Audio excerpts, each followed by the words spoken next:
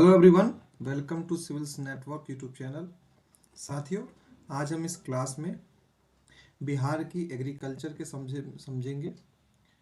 ये मुख्य परीक्षा के लिए महत्वपूर्ण टॉपिक है और इसमें जो तथ्य हैं वो बिहार आर्थिक सर्वेक्षण 2025-26 पे आधारित है।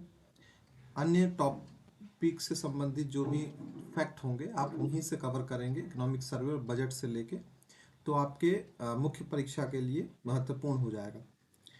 यदि आपने अभी तक हमारे चैनल को सब्सक्राइब नहीं किया है तो सब्सक्राइब कर लें। टॉपिक की ओर बढ़ते हैं। यहाँ हमने कुछ चीज़ों को शामिल किया है, इस पे एक बार देख लें कि बिहार मुख्य रूप से क्या है, कृषि पर आधारित एक अर्थव्यवस्था है और रोजगार का मुख्य आधार भी है, जहाँ पे लगभग कार्यबल का देखें आप तो यहाँ पे 50 से 54% कृषि पर ही मुख्य रूप से निर्भर है। ठीक है। और इसमें फसलों के संदर्भ में देखें तो फसलों में 11.5% पशुपालन और 8.1% तक है, और राज्य के जीएसवीए में लगभग 23.1 लिखा है, तो आप 23 भी लिख सकते हैं। 23% तक ये योगदान करता है। ठीक है। चालू मूल्यों पर 9.92 लाख करोड़ का है जीएसडीपी, और जो कि आर्थिक वृद्धि दर, जो राष्ट्रीय वृद्धि दर है उससे ये अधिक है, 13.1% के आसपास इसकी वृद्धि दर है। ये कुछ बिहार की अर्थव्यवस्था के संदर्भ में है जो कृषि से संबंधित है। ठीक है।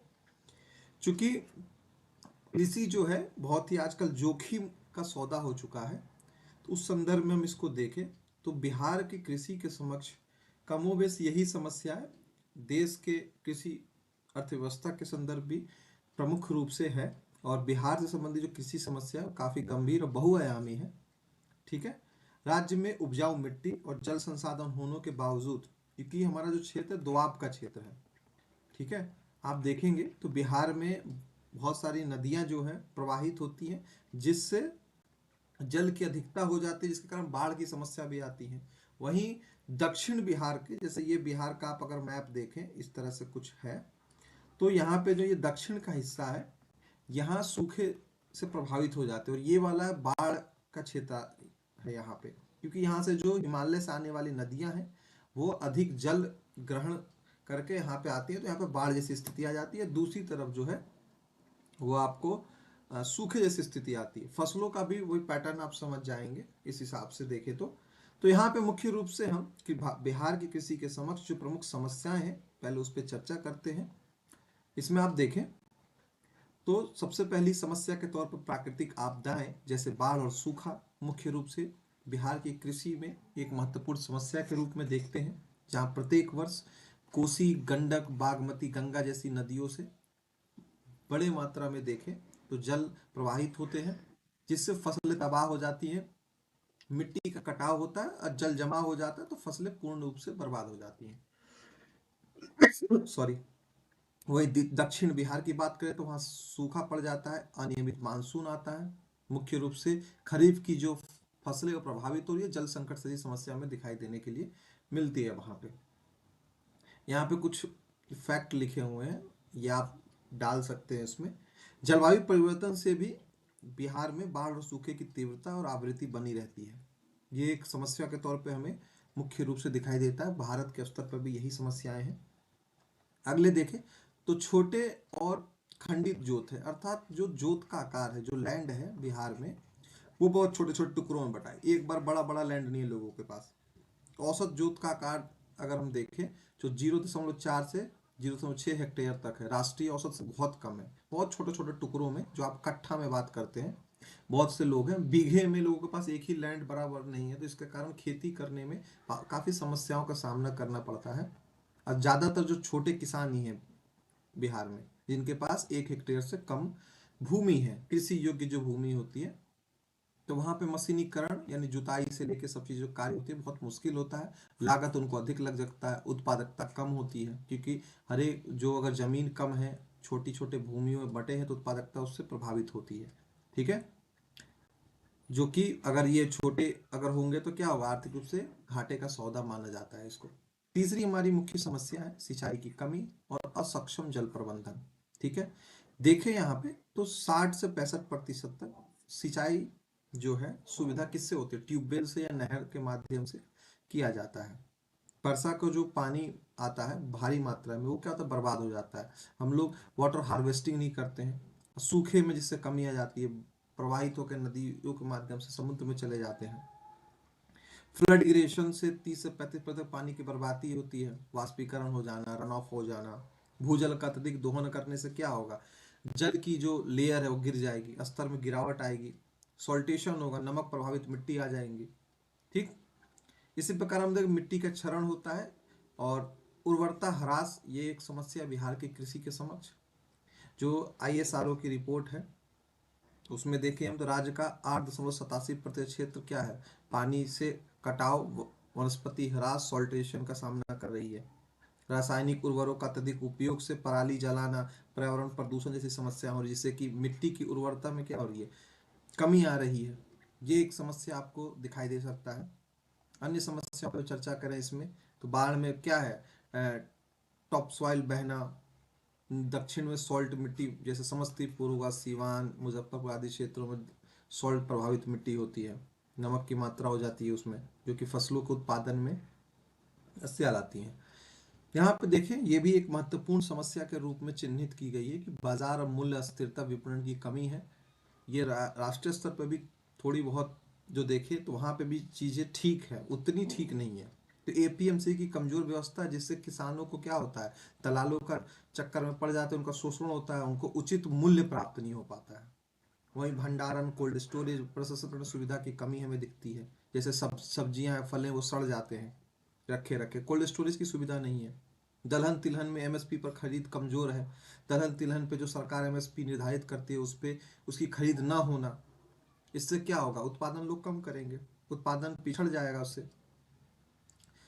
अनाज सिर्फ खाद्यान्न जो हमारे खाने का लिए जो चावल है, गेहूं है, उसका उत्पादन होगा। दलहन तिलहन चुनौतीपूर्ण हो जाएगा, क्यों, क्योंकि उसमें उत्पादन नहीं होगा, MSP सही रेट मिल नहीं पा रहा है वहाँ पे। आर्थिक और ऋण जैसी समस्या तो ये प्रायः बनी ही रहती हैं। बड़ी लागत पे उनको मिलता है, कर्ज लेते हैं साहूकारों से आज भी, देखेंगे आप ग्रामीण क्षेत्रों में। माइग्रेशन, मजबूरी के तौर पे देखें, माइग्रेट हो रहे हैं लोग वहाँ से। इंफ्रास्ट्रक्चर की कमी है, कोल्ड स्टोरेज हमने बात की, सड़क, बिजली, ट्रांसपोर्ट की कमजोरी, ये हमें मुख्य रूप से दिखाई देता है। और फसल विविधीकरण का भी आवाज, जैसे फसल विविधीकरण से क्या होता है कि उत्पादन बढ़ता है अलग अलग फसलों का वो करने से। लेकिन यहाँ पे कुछ जो होता है अनाज पर ही फोकस है, हाई वैल्यू जो फसलें देखे तो इनके लाभ में ये भी एक समस्या, जैसे फल, सब्जी, मछली, डेयरी, इन सब पर भी केंद्रित नहीं होते हैं, बहुत लिमिटेड होते हैं। तो ये भी एक समस्या के रूप में देख सकते हैं। अन्य में क्या है, उन्नत बीज, उर्वरक तकनीक की पहुंच कम होती है, छोटे किसानों के लिए क्या होता है, महंगा पड़ता है ये। खाद की किल्लत हो जाती है, कालाबाजारी देखें, यूरिया आपूर्ति में कमी के मामले भी हमें प्रायः देखने के लिए मिलते हैं। जलवायु परिवर्तन, ये तो मुख्य समस्या है। पलायन है, खेती घाटे का सौदा मानते हैं, युवा बाहर चले जाते हैं श्रम की कमी के कारण। अब पराली, जलवायु प्रदूषण, ये सब देखे जलाना, इससे क्या है, मिट्टी, वायु प्रभावित होती है, गुणवत्ता प्रभावित होती है, तो फसल भी अप्रत्यक्ष रूप से प्रभावित होगी।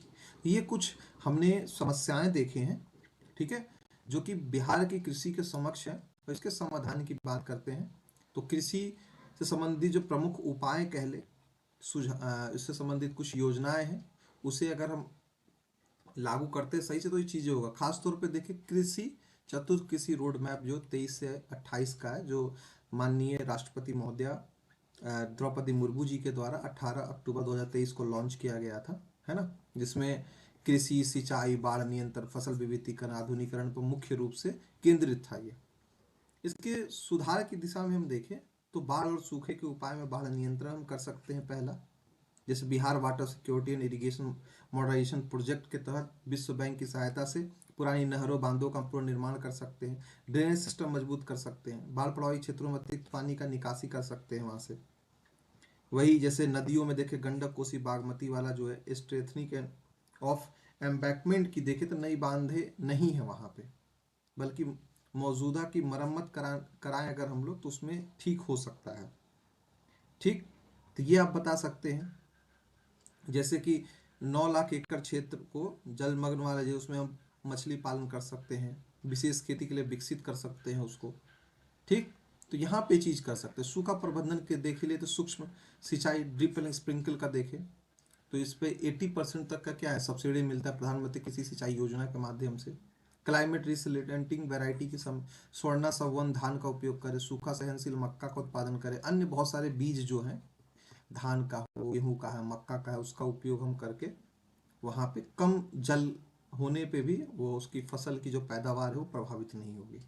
नेचर बेस्ड सोल्यूशन देख के वाटर हार्वेस्टिंग देख ले, वेट स्टोरेशन देख ले, मिट्टी में नमी बनाए रखना, ये सूखा के लिए एक बेहतर विकल्प के तौर पे देख सकते हैं हम लोग।